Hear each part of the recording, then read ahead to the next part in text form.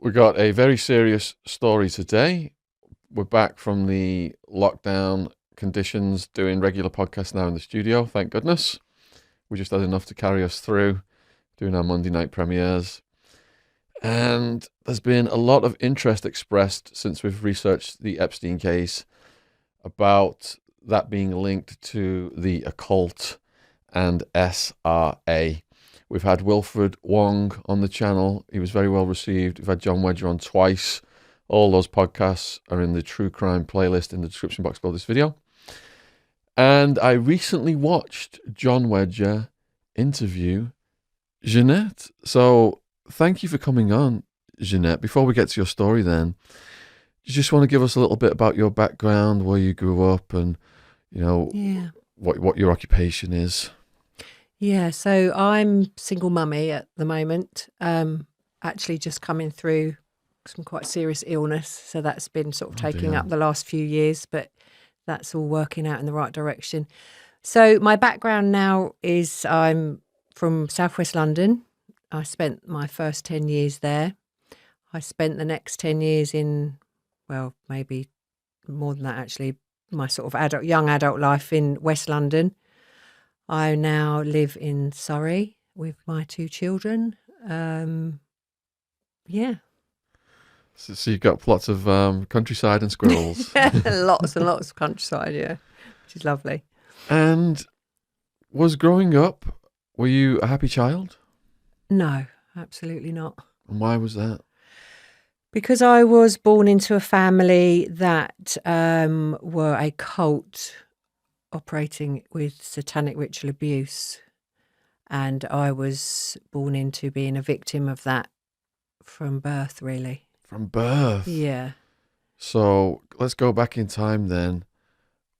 In your child's mind, when did you first...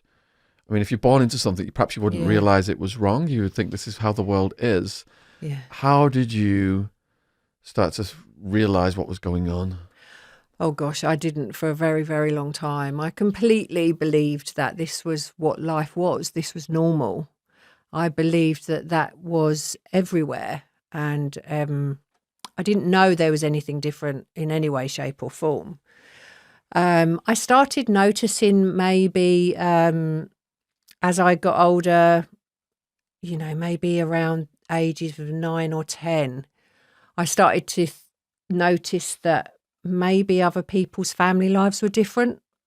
And I started to become very observant of that. But yeah, of course, as I got older and what I think dawned on me was I recognised there was something wrong with me, um, with how I developed emotionally and the fear that I lived in every day. So I did know. And I think also there were moments during the really horrific times where I was being held captive by these people, where there was always something, a little light somewhere in me that was telling me this was wrong. But, intellectually, if you like, I had no idea that this was not normal. So we've got approximately 2 hours, so I want to go over this very slowly then. What's the first thing you remember? Oh, gosh. Okay. My first ever memory, now I've recovered all my memories because I did suppress them for a chunk of time. My first ever memory now, when I look back, is of me being a very small, I say toddler, but it might have even been a little bit younger than that. I was laid down on something, and I don't even know what it was, but I was in the family home. My mother and father were stood either side of me. My mother was taking off my clothes, and my father was sexually abusing me whilst ranting. I just remember that rage. I always remember his face when I was, very little like that, because it was always filled with rage. And it was right from then, really, that the words started of, that it was my fault. I had to have this happen to me because I was born a girl, because I deserved the punishment. So yeah, that's my first ever memory. So it's quite young. So did your father have an anger problem and he channeled that energy then into abusing you? I would say my father was taught maybe to put rage into those situations because it was part of satanic ritual abuse is to keep instilling that fear. So I think because it was his father, my grandfather, that ran the show, I think this was sort of maybe something he'd just learned to do. I'm sure he did have anger issues. Well, I know he did have anger issues, but I don't think it was just about that. So this was generational. Yes. When you say that your grandfather was running the show, what do you mean by that? So my grandfather was the head of this cult. Did the cult have a name or anything? Not that I know of, not that I remember. So he was definitely the top dog, the man in charge that everybody obeyed and wouldn't dare disobey. So what did he pass down to your father? I think he passed down how to abuse in the format they used. I think he passed down how to sacrifice babies and children, how to torture, how to sexually abuse in the home, how to do the regular home rituals, which were being like drowning rituals in the bath. I think he passed down everything, actually, of how to do everything. Okay, so you've described the first incident of abuse that you remember. What did it escalate into after that? So that abuse continued in the home. There would be scenarios that were quite regular. So a regular thing would be my father would come to my bedroom when I was in bed and hold a pillow over my face until I was suffocating. And what would happen is I would literally brought to the brink of, not being able to breathe and to stay alive. And then what would happen is my body would lose control, so I would wet the bed. Then what he would do is scoop me up out of the bed, shout down to my mum, "Oh, she's wet the bed again. I'm taking her into my room." My mum would come upstairs and my father would sexually abuse me in their bed and then roll over and have sex with my mum. Oh, God. Yeah. And how old were you approximately? So this would have begun from, easily 3 years old, not before. So that was the abuse in the home. But the satanic way is, well, it was in my family cult, from the age of 3, you get sold outside. Which means what exactly? It means that I was then sold into the paedophile ring itself for ritual abuse. But also it's very much about making money. So my father would make money. So from the age of 3, you're sold.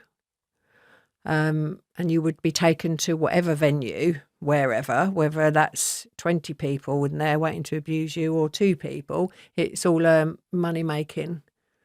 So that was the home situation. I spoke to a guy recently, Nathaniel Harris. He's an occultist, and he campaigned against some people who did some horrific things similar to what you're describing. And he said that they do make money from it. It's a big money thing. And also they video it and sell the videos on. Oh, yeah, absolutely. Did you know about that component?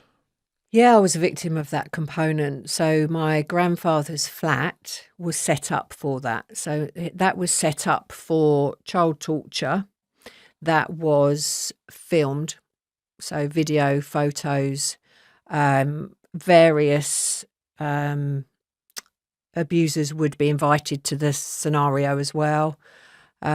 So yeah, the child porn side and the sort of selling this kind of abuse was, a very regular thing as well. So you mentioned that it went to the ritual level. Could you detail a ritual that you remember that they put you in? Oh my gosh, I can detail many, many rituals. So I would say, let's go for two typical scenarios. If I was taken to a house, we would arrive, me and my parents, my mum and dad, and there would already be a lot of people there, just stood around chatting and drinking and socialising. My mum would take me into the allocated room. Each house had an allocated room for rituals that were set up. She would strip me naked and leave me in there. Now, what would be happening while she was doing this is my dad would be taking everyone's money. Then everyone would come in. There would be a circle formed around me. There would always be a leader of that particular ritual, someone that would be in like different robes. The other people would be either in robes themselves or naked. So they would form a circle around me. The person in charge, I don't know what they call it. I've never wanted to learn any of that. Like the high priest or something. Yeah, exactly, all that stuff. He would or she would pass round a cup of blood, and it would go round the circle anti-clockwise. And then when they gave the okay, each person would take it in turns to come over to me, abuse me in whichever way they wanted to, step back, and then the next person would come forward. So this could be 10, 20 people in this circle. So by the end of that ritual, that would also include lots of chanting and swaying and, really horrible stuff as well. So I'm sure, as you can imagine, by the end of that, I would just be a little broken body on the floor, saturated in everything. My mother would then come in and just mop me up with a towel, get me dressed. I would always be aware of hearing my father check that everyone had paid him. And then I'd be taken home. So that was a ritual typically that would go from home to a house. So you mentioned the passing around of the blood then. Was there animal sacrifice before they did what they did to you? Honestly, the only sacrifices I ever saw and knew that they were taking blood from were babies and children. How old were you when you saw them doing that? So my grandfather ran a farm where all this took place, the sacrificing. And so I was taken to that farm probably, maybe from 3. So I'd say the years of 3 to 9, I witnessed multiple murders of children and babies and sacrifices. And who were the murders performed by?